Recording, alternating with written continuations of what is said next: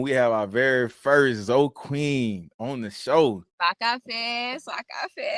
With that being said, describe your experiences with Haiti as your heritage, but growing up in America.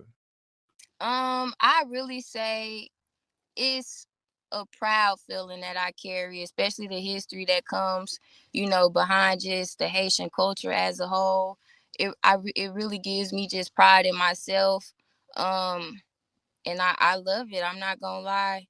The living in America, I say we really don't have as much of a outreach for different type of cultures, if you want to say. Like, it's very hard to find certain cliques that you can learn knowledge from, or I don't know how to put it. You just got to look for your people, and when you find them, you gonna find them. But it's really not hard. When you see a Zoe, you'll know a Zoe when you see a Zoe for sure.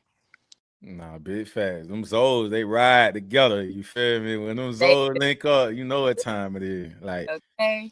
I'm from Florida, so we grew up with them. You know what I Oh, mean? I really? remember. I remember when the last show I was telling the podcast I brought on. Shout out Jaw Jack and Show. You feel me? But they all was old. You feel me? And I told him, I was like, man, I remember when in the '90s when they came and how like I told them, I'm like, we all the same people. We just on different land masses, but just the fact that how America culture tried to separate us, so a lot of people were ignorant to Haitians and, they made up and said anything just because they don't know, who they were at the time. Right.